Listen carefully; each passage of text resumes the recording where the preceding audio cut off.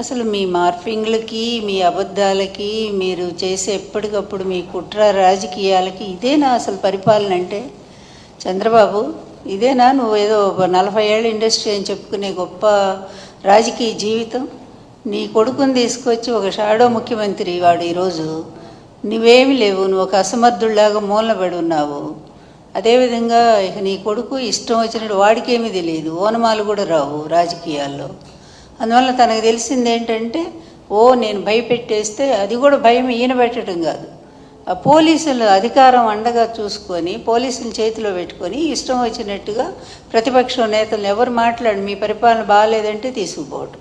ఆడపిల్లల మీద జరుగుతున్నటువంటి అత్యాచారాలు ఇంతవరకు స్వాతంత్రం వచ్చాక రాజకీయ చరిత్రలో, అంతకుముందు ఎక్కడో నిజాం టైంలో రజాకారుల ఉద్యమాల్లో మహిళల మీద అత్యాచారాలు దారుణంగా జరిగాయి అనేది మనం విన్నాము. బ్రిటిష్ హయాంలో అలాగే జరిగినాయి. ఎందుకంటే పోరాట వీరులను వాళ్ళు ఆ విధంగానే ఆడవాళ్ళని చేర్చేవాళ్ళు. కానీ ఈరోజు ఇది ప్రజాస్వామ్య దేశం, ప్రజాస్వామ్య పరిపాలన అనుకొని మీరు అనుకుంటున్నారు, మేమైతే అనుకోవట్లేదు. ఈవీఎంల సాయంతో వచ్చినటువంటి దరిద్ర పరిపాలన మీది ప్రభుత్వం ఇది. ఈ ప్రభుత్వంలో మీరు చేస్తుంది ఏంటంటే ఇదిగో ఇట్లాంటి అనాచారాలు. మీ పార్టీ వాళ్ళు ఏదో పని చేసినా సరే వాళ్ళకి ఏ విధమైన శిక్షలు లేవు.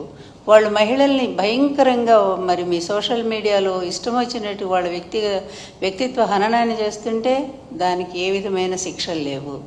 కానీ సాక్షి మీడియాలో ఒక అనలిస్టు ఒక విషయాన్ని చెప్తూ దాన్ని మాట్లాడితే దాన్ని తీసుకెళ్ళి కొమ్మినేని గారికి అంటగట్టి అప్పటికప్పుడు ఆయన మీద కేసు పెట్టి తీసుకెళ్ళి, ఇదా మీ పరిపాలన? ఇది సుపరిపాలన అంటారా? మీరు నిజంగా నిజాయితీగా ఒప్పుకోండి, ఒక్క పాయింట్ అన్న నిజాయితీగా ఒప్పుకోండి అయ్యా మీ తండ్రి కొడుకులు. ఇక ఆ మూడో ఆయన గురించి ఎందుకు మాట్లాడాలా? ఆ మూడో ఆయన ఒక వేస్ట్ ఫెలో అనేది అర్థమైపోయింది. ఎందుకంటే ఆయన అందుకే సనాతన వేషం వేసుకొని రాష్ట్రాలన్నీ తిరుగుతున్నట్టున్నాడు ఇక్కడేం చేయలేక. అందువల్ల ఇక ఆయన గురించి వేస్ట్ మాట్లాడటం కూడా వృధా. ఎందుకంటే ఆయనకు నాయకత్వ లక్షణాలు మొదటి నుంచి లేవు, ఎదిరించే తత్వం అస్సలు లేదు. చంద్రబాబు పిలిచినప్పుడు వాళ్ళు వచ్చి జగన్ గారిని ఒక తిట్టిపోవటానికి మాత్రం ఉపయోగపడతా ఉన్నాడు. షేర్ చేయండి, లైక్ చేయండి, సబ్స్క్రైబ్ చేయండి. మరిన్ని వీడియోల కోసం బెల్ సింబల్ పై క్లిక్ చేయండి.